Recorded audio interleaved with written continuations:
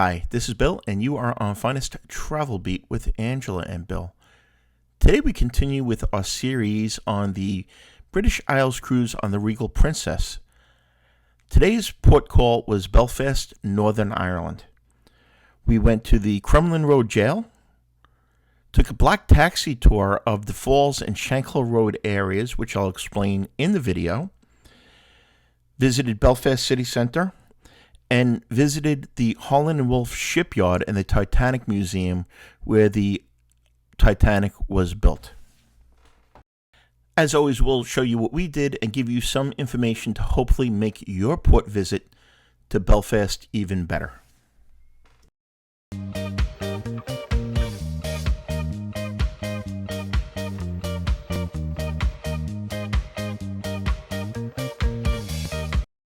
Hi everybody, thanks again for watching. We've really been enjoying doing these videos and appreciate your support.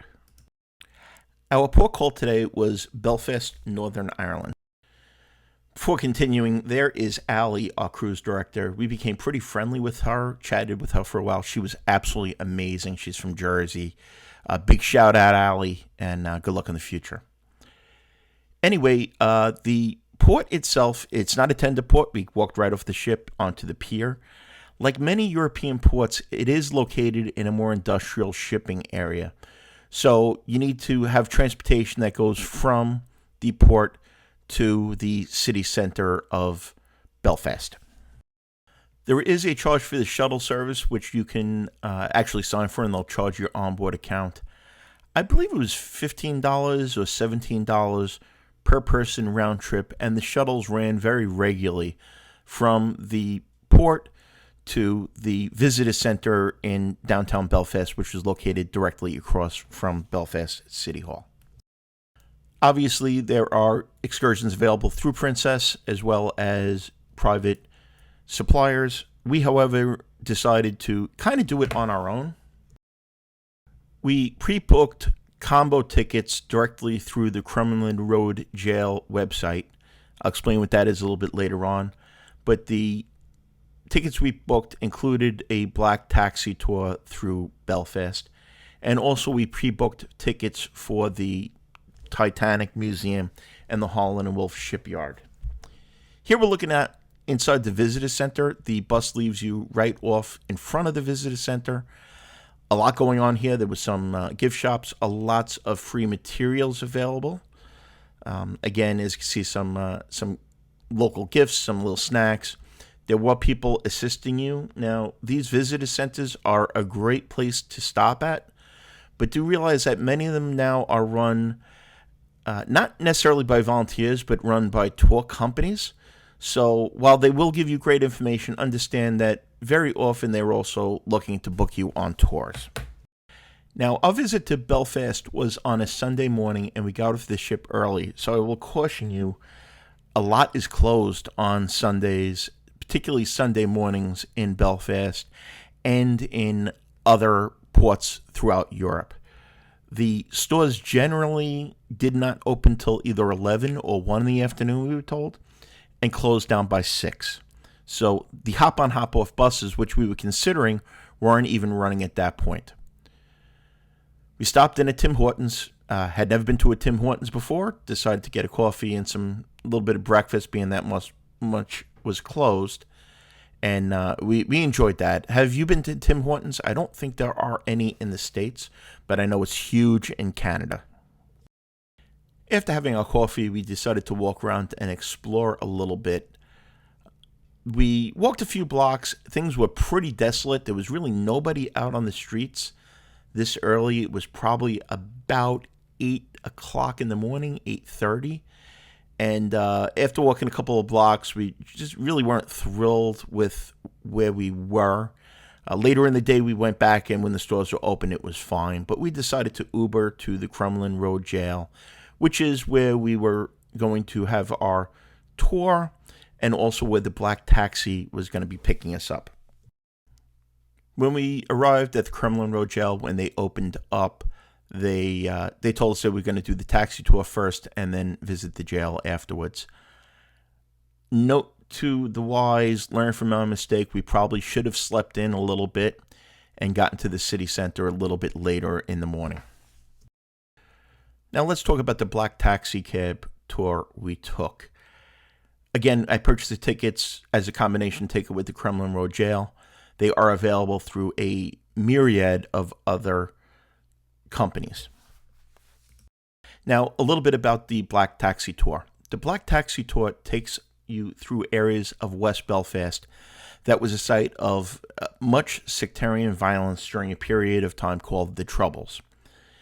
If you are going to Northern Ireland, if you are going to Belfast and you are going to go through these areas or take one of these tours, I highly, highly recommend doing a little bit of research on the Troubles beforehand so you can get a little understanding of the history that you're actually experiencing and living. At the end of the road there, you're looking at a fence with a gate. That fence runs through about 1.5 miles or 2 miles of West Belfast and separates the Shankhill Road area, which are predominantly Protestant loyalists who want to maintain Northern Ireland as part of the United Kingdom. That's separated from the Falls Road area, which is predominantly nationalists, Republicans, and Catholics who would like to see a united Ireland, the 6 counties in the north with the 26 counties in the south. Starting in 1969, there was much sectarian violence throughout Northern Ireland. Atrocities committed on both sides. I will not get into my personal views or give you many personal opinions on it. You can look that up for yourself. I do have very strong views on this, but again, for the purposes of this video, I'm going to keep it as neutral as possible. What I will say is something that was called the Troubles, which seems to really downplay things, resulted in over 3,500 deaths starting in 1969 and continued on through the Good Friday Peace Accord in 1998. These areas are still highly segregated to this day, with the nationalist or the Catholic sections of Belfast and the Loyalist or Protestant sections being separated by a wall. The British built a wall separating the two neighborhoods in an effort to reduce violence. As I stated, in 1998, there was the Good Friday Peace Accord, which ended most sectarian violence throughout Northern Ireland. However, the tensions are still so high that these fences have not come down, and while many of the residents of the Falls Road and Shankhill Road area do go to school together and work together and go to the same places together, 6:30 at night, those fences get locked and they return to their neighborhoods. We toured both areas. We saw some of the many murals that are up that celebrate heroes or victims, or however you want to describe them, of the Troubles, including the Bobby Sands and the hunger strikers from the Maze prison.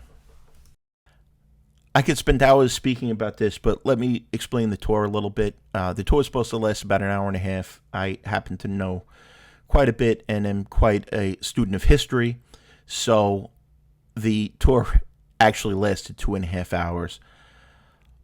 Driver was excellent. I have a feeling I know what his leanings were, but he did his best to conceal them and just to give us a honest opinion. What I will tell you is was very concerned that we would be recording his voice or his face for the video, that even to this day, the feelings run so high that the tension you could cut with a knife. Here we are in a Loyalist area. That's one of the murals. There has been a lot of push from younger people to tear down the walls, to open the gates, to change some of these murals from celebrating fighters in the war to more peaceful and community-related things.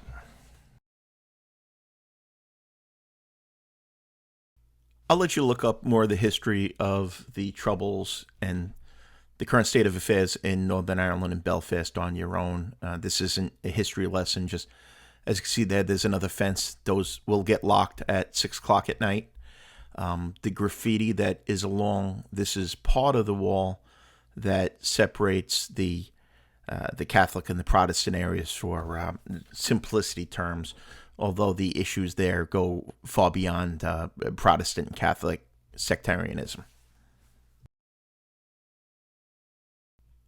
Like I said, the tour lasted almost 2.5 hours. The gentleman that took us in the cab, like I said, he did not want us to use his voice or his likeness on it. Was fascinating. He grew up in these times. He's seen many people die of gunshot wounds, people blown up. He told some, I guess, funny but sad stories about how in the United States we get excited about snow days. Well, there were times when there would be bomb threats or explosions near the schools, and they would close the schools, and as a young kid he would get excited because that meant a day off from school, which is horrifying and heartbreaking at the same time. There's another one of the fences that are open during the day to go from one neighborhood to the other. He drove a cab during most of his life, and he was actually spoke about how interesting it was having to take people after 6 o'clock at night that may have been out in downtown Belfast that were kind of caught on the wrong side of the fence and having to go around and actually being stopped by the Royal Ulster Constabulary and asking on an almost daily basis, who are you, what are you doing in the neighborhood, things like that. What a horrific way to have grown up, but again, he was fascinating. And in conclusion, if you are going to Belfast, if you have a stop in Belfast, and you're interested in history or humanity in any way, shape, or form, take one of these black taxi tours. It was another sobering moment and just something that I will never forget, and literally living history. This is the Bobby Sands mural. Bobby Sands was one of the hunger strikers that protested conditions in the H blocks of the Maze prisons. He died, I believe it was 1991. There were many hunger strikers. He was probably the most famous and actually got elected to be a member of Parliament. We made many stops along the way. Very interesting. This particular block here has murals to other struggles. Some, as Americans, we will support or we can understand. And then there's other ones that, quite frankly, had me kind of angered because they are, some of the organizations represented in these murals were not organizations of peace in my estimation. After our tour was finished, they dropped us back off at the Crumlin Road Gaol. The Crumlin Road Gaol opened in 1846 and was closed in 1996. Right now it serves as a museum. It's been renovated, and there are interactive exhibits throughout the museum. Well, they had some interesting exhibits, and it was neat touring. They have kind of a interactive story with some virtual reality characters that reenact things of the time. Quite frankly, we thought it was very, very cheesy. Did not enjoy that part of it at all. It was like over bad acting and just kind of not our cup of tea. And you kind of were held in certain areas where you couldn't move on to the next one until the virtual reality reenactments or acting scenes went through. So while it was enjoyable, scenes were finished. So while it was a nice experience, I don't think it's something that I would really care to do again, quite honestly. If I had my choice, I would book early and get tickets at the Kilmainham Jail in Dublin, which is supposed to be much better.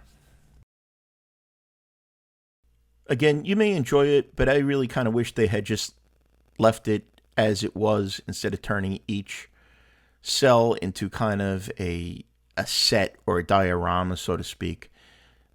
Our favorite part probably was walking around the courtyard outside that had some British Army helicopters and also vehicles on display. When we left the Crumlin Road Gaol, we went to the Titanic exhibit. We took an Uber. Ubers were kind of our way around Belfast on this day. It was pretty easy to get Ubers. They were not all that expensive, and we were able to stay on our schedule. We did pre-purchase tickets for the basic Titanic Museum. As you can see there, that's the main building for the Titanic Museum. Again, pre-book tickets in advance. We did these directly through the Titanic Museum. The Titanic Museum is built on the site of the Harlan and Wolff Shipyard, which is where the Titanic was built. As you walk in, there is a huge gift shop. There are some restaurants. There's a cafe and a sit-down restaurant. Both were really crowded. This was a Sunday. The weather was absolutely amazing. They also had some sort of an event going on for locals in the park right outside of the Titanic Museum. The museum itself was very large. Probably took us a good 2 hours to go through at a slower pace. You could probably do a little bit quicker or take longer if you cared to. I would say probably the first half of the exhibit is based on the building of the Titanic and of the life of the people in Belfast at the time, the life of the workers that built the Titanic. Very interesting museum. You get, like I said, about halfway through, and there's actually a little bit of a ride that you go through that takes you kind of through the process of building the Titanic. The line when we were there was about a half an hour. I understand that the lines can get very lengthy. If I would say it's worth a half an hour wait, I don't think it was worth, you see we're getting on the ride there. I can't say it would be really worth much more of a wait than that because the ride itself is only about 5 minutes. Takes you through some films and some of the making, but I think the time, if it was more than a half an hour, would be better spent in other parts of the exhibit. The poles you see mark where the Titanic was built. That is the dry dock, obviously Harlan and Wolff Shipyard, where the Titanic was built, is no longer in service. I'd also like to ask you, if you have been enjoying these videos, and this video in particular, hit that like button. It gives us great feedback. Let us know in the comments below if you've been to Belfast, what you have done. And also, if you'd like to see the rest of this series and our videos on cruises, all-inclusive resorts, ports, and general travel information, hit that subscribe button. It costs you nothing, and you just get notified when we put a new video out. Towards the end is this wall that lists the names of those that were lost and some that were saved, and very sobering. I won't show much more of the end of the exhibit. Suffice to say that it left you with a true sense of what happened that day. And in fact, a couple of weeks after this, we went to Halifax, Nova Scotia, and went to a cemetery where some of the Titanic victims were actually buried, really solidifying the whole thing, that it's not just a movie, but these were real living human beings that suffered a tragic and horrific death. Overall thoughts on Belfast, not as walkable as Dublin is. The downtown area is very nice. There's Carol's. That's an Irish gift shop. It seems to be a chain. They have a ton of stuff there. And there's Angela waving goodbye to everybody. That's the Belfast City Hall. That's around the corner from where the bus from the cruise ship drops you off. We took an Uber from the Titanic Museum over to where the bus took us back to the port. They are not walkable. It's about a 2-mile distance between the two of them. Final thoughts on if you are going to Belfast. 1, check the opening times of the places you want to visit and of stores and things in general. If it's on a Sunday morning, probably could have slept in a little bit and gotten some rest. The Titanic Museum is an absolute must if you have any interest whatsoever in the Titanic. Also, Black Taxi Cab Tour. If you're interested in the Troubles or history or just humankind in general, amazing experience. Highly recommend that. Crumlin Road Gaol, quite honestly, probably could have skipped it and not really missed much.